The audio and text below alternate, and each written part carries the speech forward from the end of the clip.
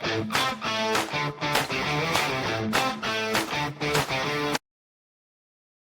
welcome to the You're the Boss podcast. I have my guest with me today, Dr. Danny Brassell.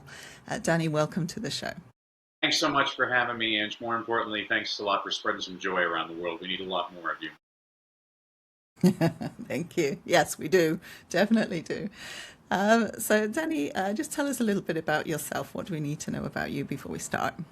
If I was going to write an autobiography, it would probably be called Pivots, Ange, because I feel like I've already lived 9 lives. 30 years ago, I was a journalist covering President Bush Sr. in the 1992 presidential election. I loved my job. I got to meet every editor of every major daily, and one editor offered me the City Beat for $16,500 a year. Meanwhile, a friend told me they were hiring teachers in South Central Los Angeles for $25,000 a year. So I became a teacher for the noblest of reasons, Ange, for the high.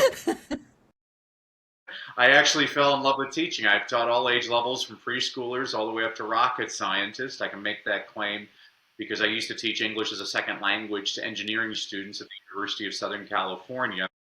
And then in 2005, my wife and I attended a real estate seminar, which turned out to be a scam, and we lost everything financially. And I could give you the woe is me story, but I'm a positive person. I learned a lot from that experience. First of all, I learned that my wife is my soulmate. I put her through the ringer and she stood right by me. She's a pretty incredible person. Second of all, I learned that money is not everything because you can lose money just like that. Third, I try not to judge other people anymore, Ange, because if I was somebody who looked at what I had done, I would have said, well, you deserve that. But now I realize, unless you know everything about a person, you really don't know anything about a person. Fourth, I Mm. became a Christian, which I'm always embarrassed to confess. It took a catastrophe, but the more I read my Bible, I realize I'm not the first screw up to find Jesus. And then fifth, I didn't want to file for bankruptcy, and my accountant said, well, you have to make this much more money this year. And so I started speaking on the side, and I hit that number right on the number. Well, the next year, Anne, she gave me a much higher number, and I hit that number right on the number. So in year three, I thought, well, maybe I should set a higher number. And basically, during one of the worst economic downturns, I was able to build up a highly lucrative speaking business, which eventually attracted the attention of some pretty famous people and companies who wanted me to coach them. And I have to confess, I Mhm. really resisted coaching for a long time, Ange, because you need to know this about me. I'm obsessive compulsive. I will not let you fail. I will be on your back, holding you accountable until you succeed.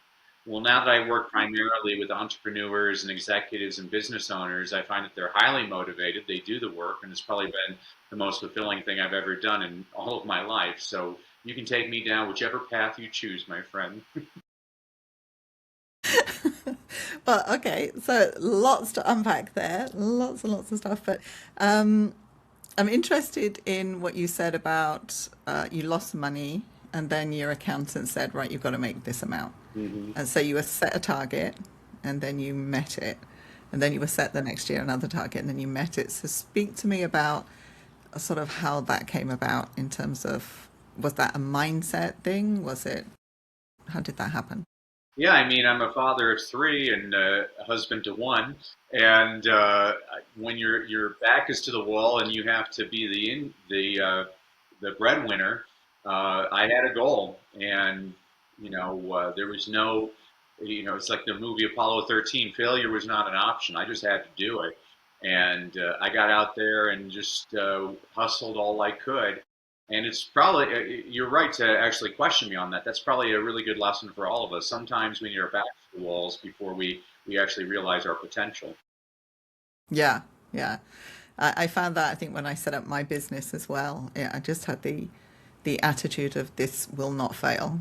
This cannot fail, and I'm not going back to a job. So that was my motivation.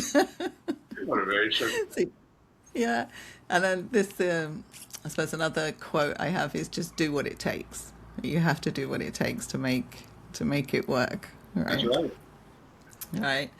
And then, what did you when you were doing teaching? So again, similar paths in a way. When I came to Singapore, I taught English as a second language as well. So I did that for 10 years. What did that teach you? Well, it taught me everything I need to know about speaking. I actually did it the wrong way. I started off teaching high schoolers, and they had me teach middle schoolers, and then upper elementary, and then lower elementary, to pretty soon Instead of preparing students for college, I was coming home with snot marks all over my pants from my little ones hugging me all day. And what I learned, Ange, is what works with a older student does not necessarily work with a younger student. But what works with a Hmm. kindergartner works with all age levels. I call kindergarten New Interesting. York, because if you can make it there, you can make it anywhere, because they have about a 7 minute attention span. Oh, so tell me a bit more about that then, because that's an interesting. I've never heard that before. If you can Yeah, teach. it was wonderful that you can't stink. You got to be engaging when you're with the little ones, because Mm. they're puppy dogs like squirrel. You got to keep them engaged, and it really taught me all the principles I needed as a speaker of how to keep an audience engaged during a presentation. It served me well. Yeah, yeah, yeah. That's the kind of audience that you, as you say, you have to be prepared for, and they've got so much curiosity at that age that they just lose through the schooling system. I think as you go up, you kind of lose that, right? So that's so. So tell me about speaking then, because I think people that are listening to this, if they're running their own business, one of the ways to build their personal brand would be through a speaking channel as well. So what advice would you give to someone starting off in Yeah, this so I speaking believe that world? speaking is the fastest way to grow your business, Ange. Mm, I mean, mm, when so I have two co-founders, Coach Jimmy Hayes Nelson and Dave Ward. I call us the professor, the performer, and the producer, because my background's academia. Coach Jimmy used to be a Broadway actor, and Dave is an attorney. And okay. we work Wow. primarily with Okay. people that don't want to speak, or they're terrified to speak, and we show them Mm, how speaking is actually going to really grow their business. We create what we call a well-crafted story. When I covered politicians, they would call it your stump speech. You can call it peanut butter and jelly. What this is a presentation that you're going to deliver again and again. That's going to be so ingrained in you. It's going to be like the Lord's Prayer or the national anthem. You're not going to have to think about it. It's a way to introduce yourself to new audiences, whether you're speaking to 1,000 people or one-on-one, whether you're speaking to a ballroom or a boardroom or a classroom or a courtroom. One of my clients actually even tried it in a restroom, and was able to nail a client, but fortunately he washed his hands after he did his presentation. And I want it to be fun, because most of the people we're working with, they're terrified, or they're really not comfortable on stage. And what I want everybody to know is that speaking is a skill set. It can be learned. It's kind of like your podcast, Ange. The first time you did your podcast, I bet you it stunk. And the second time you did your podcast, I bet you it stunk, but it didn't stink as bad as the first time. And now it's like this fine old machine. You're starting to feel more and more comfortable. It's because you have to do your yeah. reps. In anything, it's all about the reps. Yeah. Yeah.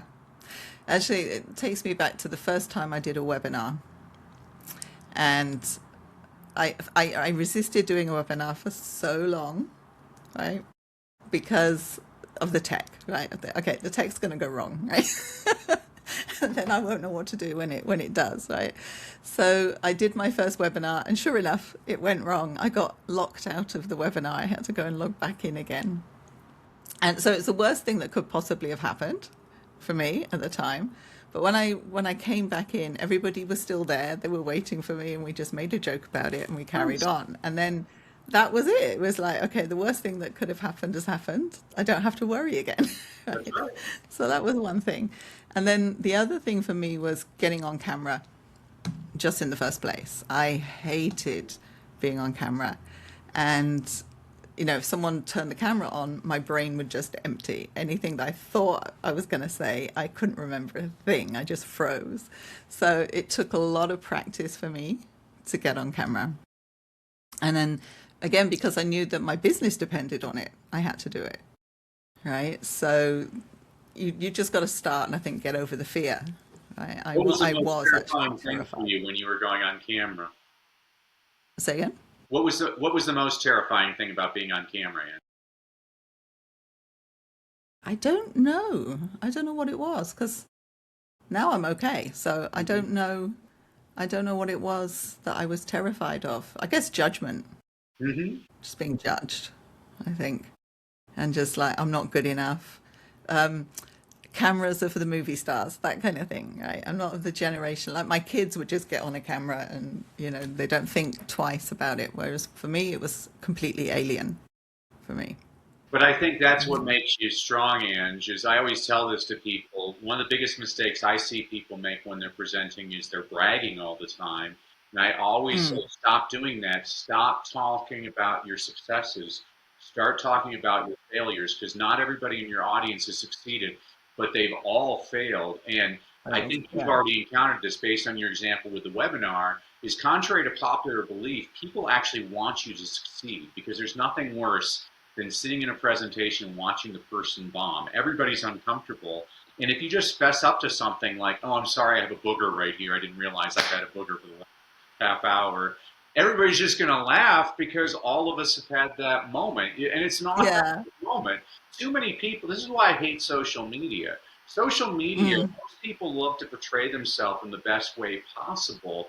And I always mm, give the mm, example, social media is a lot like Disneyland. If you ever go to the haunted house ride, you start off in this room and you're surrounded by all these pictures of people that look happy. And then the room slowly drops, and you find out, well, this little girl, she's above a lion right now. It's about to eat her, and this person's about to die. There's piranhas below them and everything. And I'm like, that's absolutely right. Is a lot of these people that, oh, hey, I'm in Barbados right now on my yacht, mm, and really they're mm, bankrupt and they're just on their. I don't like that. I like seeing people without their makeup on who are like, mm, no, I just mm. yelled at my kids and I'm going to hell and I'm going to drink my third bourbon of the day. That's what people can relate to. Actually, that reminds me of a story. There was one time I was doing a course, it was a live 8 week course. So I was meeting these people online every week for 8 weeks, and on one week I just happened to be in the UK. I was visiting my parents in the UK. So I set myself up at the dining room table in the morning because I'm on a different time zone, right? So I'm in the morning doing this. And then my dad gets up and he goes into, he gets his breakfast and he comes into the dining room table, sits himself down, and he's eating his breakfast and slurping. And I'm like looking at the camera going, it's my dad. Which is great. And I bet you people will never forget. That's great. Yeah, People will never they forget. still talk about it today. I mean, did you ever see? It was a few years ago where it was the BBC. They had like an economist online, and the guy's all serious, and all of a sudden in the background, his little girl, his daughter, comes playing in the room, and I mean, he became a worldwide phenomenon because that's a real moment. Everything else Yeah, is scripted. Nobody wants scripted. That's not life. That's yeah, not reality. All of us have right. our flaws, and I think most Yeah, people really appreciate just the authenticity of dad slurping. yeah. I love that story. Oh, that's so funny. But okay, so when you mentioned there, not scripted, but when you're doing a public presentation, do you have to kind of script it or not? How does that go? Well, you should script it, obviously. I mean, I've been speaking Mm, for a long time, so I'm used to a lot of mm, different scenarios. I mean, if you're just starting out, you know, I've been gifted with lots of great coaches and mentors throughout my life. And one of my coaches was a guy named Jim Rohn. And Jim used to say, oh, you can't pay other people to do your push ups. Translation, you got to do the reps. totally right. The more you practice, the Yeah, more you start to feel comfortable. And if you're right. uncomfortable, you're in good company. I mean, Barbara Streisand Mm, vomits before every time she goes out to sing on stage. President Reagan vomited before every speech he ever gave. The wow. basketball player Bill Russell used to vomit before every basketball game. Vomit, if you're uncomfortable, what I like to tell my clients is that's great. That means you're taking this seriously. And the more you practice, Mm, mm, you're going to you feel care. more comfortable every time. Yeah, yeah. I know one coach that I was working with, and she did the same presentation every week. This was her like lead presentation to get leads in, and same presentation every week. And you could see her getting better and better and better, and more relaxed the more she did it. And it just became like instant. She didn't have to think about it. It was just on autopilot. That's right. but real at the same time. But she just, because it was that one story, that one thing that she did over and over and over and over again, it just became very natural, right? And you had mentioned you just need that one presentation.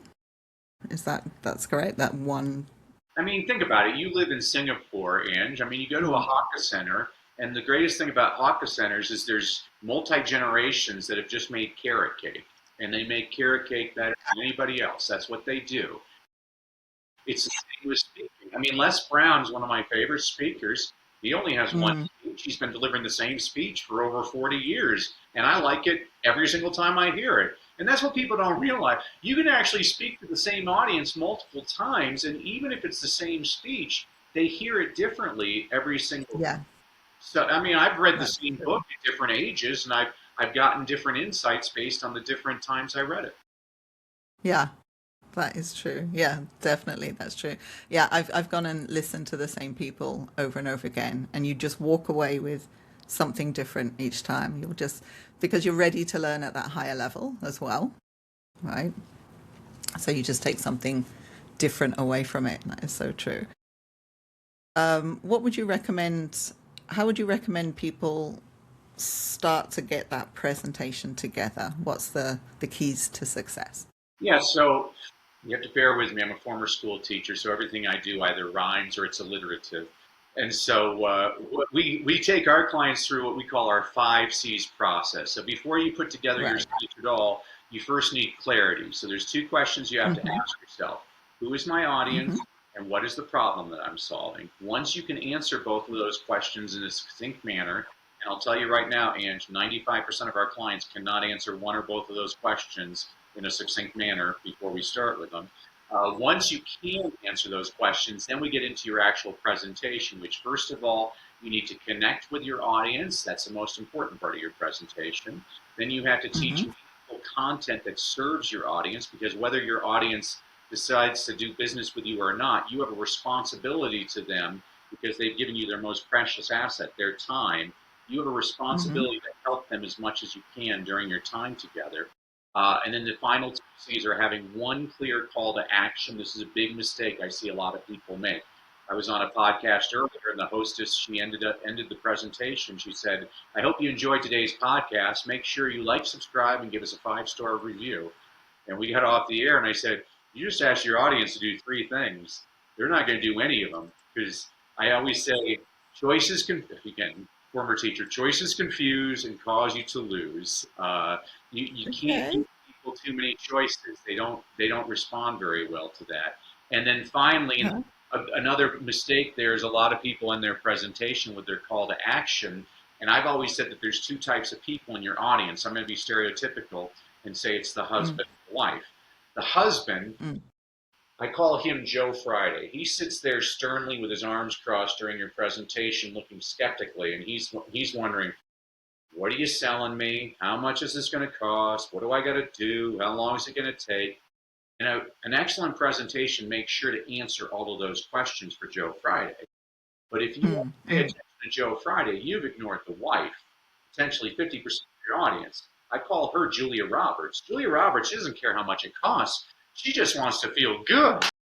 I listen to Ange's podcast because she makes me feel good. It's like my long lost sister. And so when you can do all of those things, that's when you're taking your presentation from being a good presentation to being an excellent presentation. The only way I measure the effectiveness of your presentation is how many people in your audience decide to take the next step with you. Now, it's great if people say, Mm. "You're a great speaker." I'm like, "Well, that's wonderful." And I love it when people say, "Hey, I got a standing ovation." I'm like, "That's wonderful." But the only way we're going to measure your effectiveness is how many people in your audience take the next step. Now, it can be an unpaid next step, like subscribe Mm. to my podcast or Mm. vote for me. More typically, with the people I work with, it's a paid offer, like buy my product or invest in my coaching program. But we're going to look at our numbers. How many people are in your audience, and how many of those people have decided, you know what, I'd like to continue further with Ange. That's how we're going to to measure your effectiveness. Right. Right. Yeah. numbers speak, right, at the end of the day. And did Well, they get what they came for, yeah, I mean, right? I'll give you an example. We worked with a gentleman, Richard. So, by the way, whenever I name my clients, I never give you the real name. All you have to do is ask Okay. Coach Jimmy. Maybe it's his Broadway background. He loves to name drop and talk about every. I believe in a little bit of discretion. He'll tell you everybody we work with. But we were working with Richard is a financial advisor, and the way he gets clients is twice a week. He invites about 15 couples in their 50s to come to a fancy restaurant. They get a free dinner, but they have to listen to him Mm, for an hour. And the way mm, he used to start his presentation is, "My name is Richard. I've been in the industry for 30 years. I've made over $1 billion for my clients. I've worked with this famous person and this famous person." I said, "Richard, time out. What are the three most important elements of real estate? Location, location, location. It's all right to brag, but you're doing it in the wrong part of your presentation." And so we changed mm, his opening. I mean, because this is what I say, again, former teacher, when you want to connect with your audience, you got to rap. So rap stands for you have to show you're relatable to your audience, you have to demonstrate your mm, authority, and most importantly, you have to share your purpose. So mm. relatable. I Right. am Yeah. just like you. I've had that exact same problem. Authority. And I solved that problem. Purpose. And now I'm on a mission to help people just like you so you don't have to suffer the way I suffered. When you do that, then you're going to be much more effective as a presenter. And so, Richard, what we did with him is we changed his opening story. So now he talks about the very first client he ever booked 30 years ago. And it's the greatest story ever. He makes every mistake possible. I still have no idea why this person even invested money with Richard. But this is what Richard noticed the very first time he changed the story. He said, "Danny, you're a genius. The Joe Friday that you talked about, he usually sits there with his arms crossed. Now that I changed the story, he's now patting his knee because he's laughing so hard, which is great. But again, I told you, know your numbers." So he always has 15 couples in the audience, and before of the 15, his call to action is he wants them to book a complimentary meeting with him at his office. So of the 15 people that come to the dinner, he was getting six of them to come to his office, and of those six people, one of them was investing with him. All he had to Mm. do was change the opening story. Now the 15 people, 12 of them are booking the appointment, and seven of them are Oh, becoming clients. And so there's numbers right. here. There's a Yeah. method to the madness. I'm all about the research on here's why we're doing this, and I'll show. I always Mm. show my clients this is why we're doing this because I think you need, you know, you can trust your opinion all you want. I don't. If you need an opinion, talk to your Aunt Sandy. I mean, to me, I'm interested in data. What works? What's actually working? That's what I'm always looking at with my clients. And so Richard's thrilled. And I mean, I'll give you another example. So Richard, it was that was the problem with his presentation. We're working with a famous nutritionist. She she survived. She has this really rare intestinal problem, and no doctor could actually figure out how to give her a proper diet. So she came up with this entire program, which has saved her. And so now she offers that program to other women for 1997. So she's smart. She has a very specific niche, but there's people have no idea. Just because it's specific doesn't mean there's not a lot of people out there. And so Dr. Kathy, she was ending her presentation with her call to action. I said, "Dr. Kathy, you're ignoring Julia Roberts in the audience." And she's like, "What do I do?" I'm like, well, what do you want your audience to do? And she says, "I want them to buy my program." I'm like, "Yes, I know you want them to buy your program." It went back and forth like that for 5 minutes. Finally, I'm like, "You're so thick." Finally, she let it slip. She said, "Well, I want the women in my audience to understand they can't do it on their own." I'm like, Mm.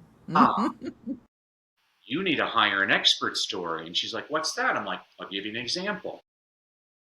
I'll leave you all with this. Many years ago, my wife and I, we had theater tickets. So we were dressed to the nines, driving to the theater when we got a flat tire.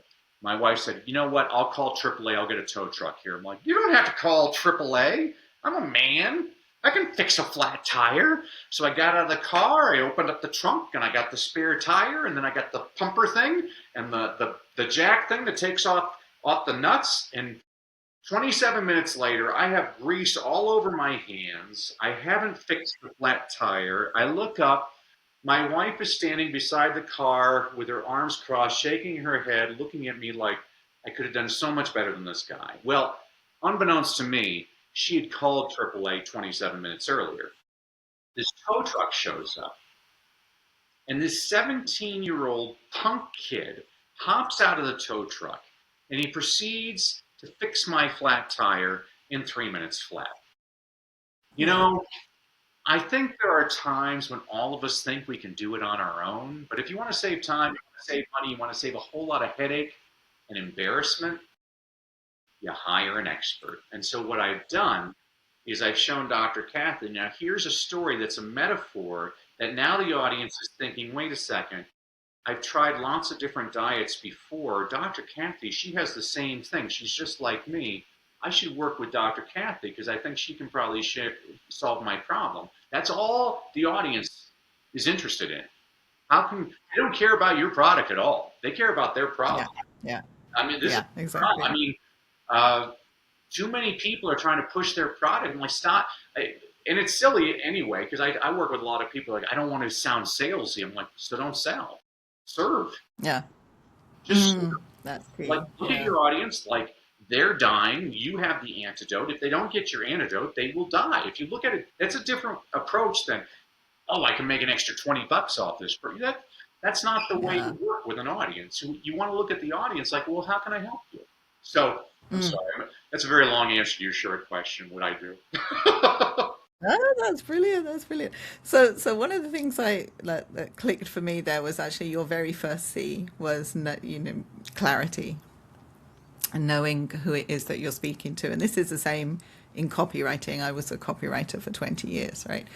First question is, who am I writing to? Who am I addressing? Because if you don't know, nothing else is going to follow, right? And anything else you do is not, it's just not going to work if you don't know what moves them, right? Mm-hmm. So, and then the part where you mentioned your story, your metaphor, and engaging people and showing them through a story is the way you actually get your message across and you teach them. I think that's really really brilliant. So so in terms of making a presentation, how much of the presentation is actually story? Well, it depends. I mean, you have to understand, again, there's Joe Fridays and Julia Roberts in the audience, so you want to have a balance. I tend to sway more towards storytelling because I'm not interested in the numbers, but my wife, she's interested in nothing but numbers. She wants to know just the facts. We're the Yeah. opposite type of Yeah. couple. But I prefer Mm. with stories because unless I'm speaking one on one with a person, everybody in my audience is different. So I don't know how to get them specifically. And so what I'm trying to do is broad strokes. It's one of the mistakes I see with people when they're doing a PowerPoint presentation is I'm like, I've never had a person come up to me 6 months after a talk and say, "Oh, Danny, you know what I remember the most about your presentation was that one PowerPoint slide that had 18 bullet points that you couldn't read because the font was so small." You know, but I see this all the time in business presentations, and I always tell people, here, I'll use my Christianity on this one. The Bible, I get a Mm-hmm. kick out of the Bible because Jesus is the most frustrated teacher ever. The disciples never get anything he's talking about. And so he's like, all right, let me tell you a story. And that Sorry. the point across. And I'll tell you this, Ange, I guarantee you 9 out of 10 non-Christians are familiar with the story of the prodigal son. They're familiar with the story of the Good Samaritan. They're familiar with Hmm. the story of David and Goliath. But I'll also bet you, I actually guarantee you, 9 out of 10 Christians cannot tell you the Ten Commandments.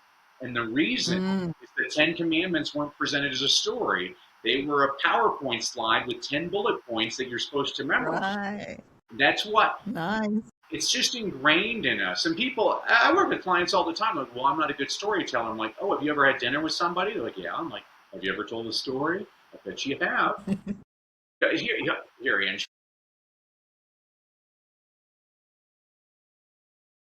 you can do this later. Pen and paper, sit in a comfortable chair,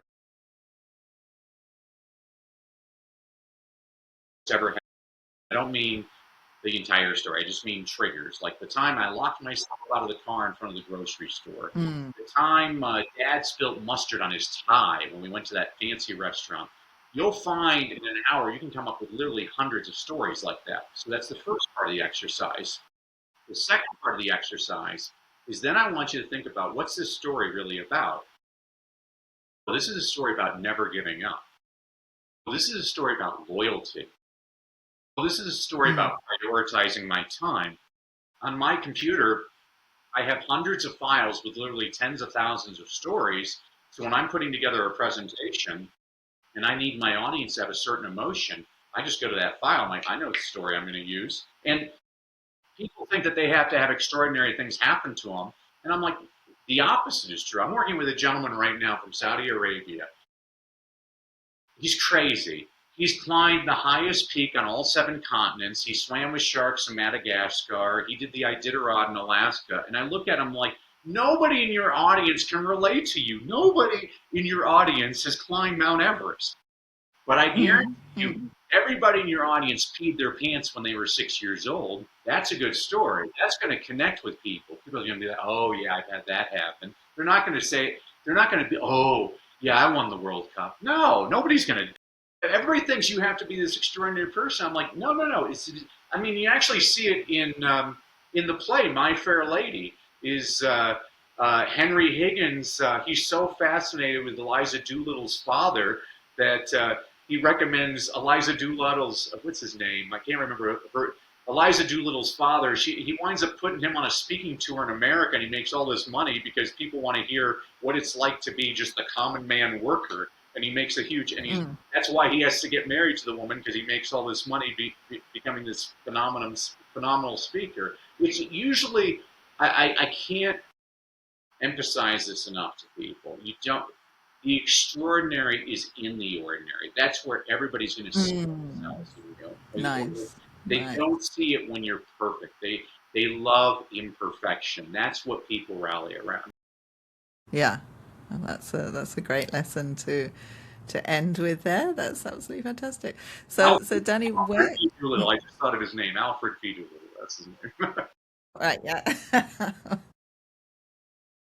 Okay, so where can people get in contact with you, Danny, if they want to Well, as find a out more? thank you to you, Ange, and all your audience for having to listen to my stories, I wanted to give everybody a freebie. So if you go to freestoryguide.com, guide like a tour guide, freestoryguide.com, I'm going to give everybody their own complimentary, well-crafted story blueprint. What this is the actual process that Coach Jimmy and I take our clients through so that you can create your well-crafted story. What this does for you is it takes the guesswork out of where should I put this story and why am I putting it here. And what this means for you is you now have a system to actually convert your audiences into actual clients. You can get that at freestoryguide.com. And I just want to thank you again, Ange, for having me on the podcast. You're delightful.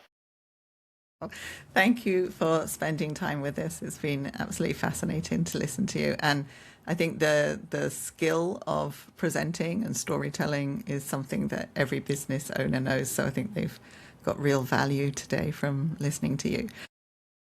Freestoryguide.com is where they go to pick that up. Absolutely. Thank you. Okay. All right. Thank you so much, Danny.